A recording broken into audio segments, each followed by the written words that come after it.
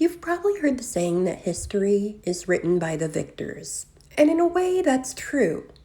But one thing I noticed in my old job when I was researching history of all different cities is how often a fact, quote, quote, an untrue fact was on one website and it would be copied by dozens of other sites because they think if it's on this one site, it must be true.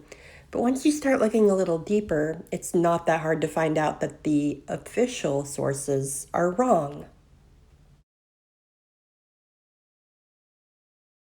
This video is going to be a quick little teaser slash background info on a larger video I have coming out soon about the Battle of Wilson's Creek, but I wanted to show you how much detail you can go into over checking one little detail.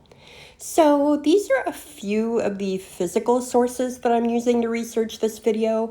I'm also doing a lot of in-person research at the battlefield and the local history section of the library and online, obviously. But the thing about it being local is that I can also do some in-person research, including visiting what's left of the people that I'm talking about. And that really makes it more personal because honestly, I went out here and told the Ray family that their house is still being taken care of. Who knows if they can hear me, but it just felt nice to do. But because this feels so close to home, I'm able to really dig into some details. And that's where I found something interesting. Now, I don't know about you, but back in history class in school, I was never big on learning about battles because it was all names and dates and this guy moved there. And as dashing as some of these lovely soldiers are, I find it hard to care about their story. I want to know her story. Now, this is Rhoda Ray, who later became Rhoda Ray Jones, and back in 2021, she got finally a marker at the cemetery. Before that, she was in an unmarked grave, and she died back in 1897, so this was definitely a long time coming. Now, in general, this is great. She's being celebrated. The problem is, despite this being a huge local news story, there's possibly something very wrong with her new marker.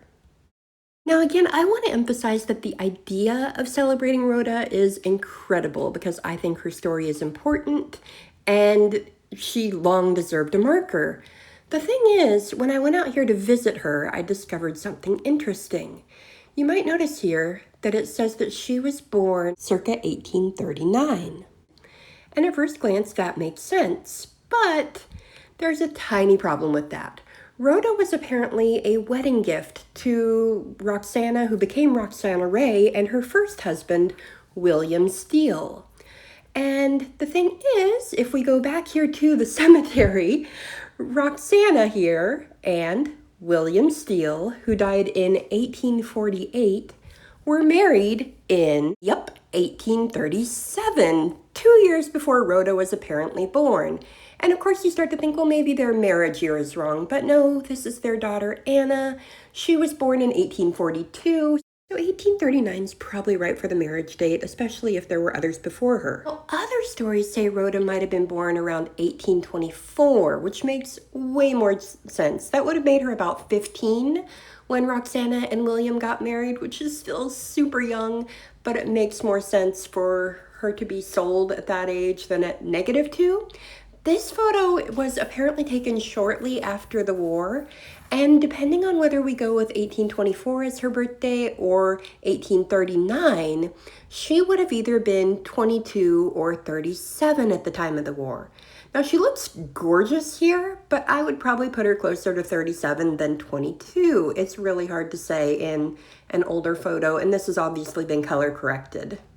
That brings us to, unfortunately, her death date. She died in downtown Springfield, so we have pretty solid records. It was 1897, which means she either died at 58 or 73. This photo of her was taken later in life, and not to be judgy, but she looks older than 58. And age brings us right back to the Ray House and the Battle of Wilson's Creek. We know that Rhoda and her 4 children hid down in the cellar with the Ray family kids and Roxana.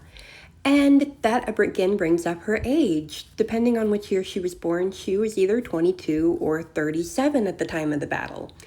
And 22 with 4 children was definitely possible in that time period, but 37 with 4 children seems a lot more reasonable. So the thing is, it's a mystery. The records around enslaved people I have dug into like you would not believe. I got very sidetracked discovering that there was an enslaved man in this area at the same time whose name is recorded as Cheese, and I can't find anything about him. It's driving me nuts, but I instantly love him because his name is Cheese. But anyway, ADHD aside, I can't find when Rhoda was born. I can't find anything about her except for her marriage record, which is after the war, so I don't know who the father of her children is. I can't find much about her children after the war.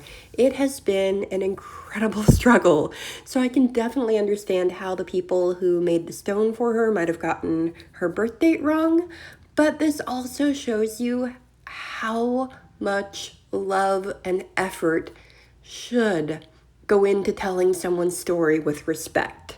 We definitely shouldn't be trusting it to AI. Old job. But yeah, it's frustrating. It's sometimes really rewarding. It's a lot. And I am going to be digging into Rhoda's story and the Ray family story at the Battle of Wilson's Creek in an upcoming video. So consider this a teaser for that. But I just wanted to dig into this one little detail and talk about how complex and mysterious history is and how easy it is for wrong information to get passed on. So I'll see you guys here again soon. Bye.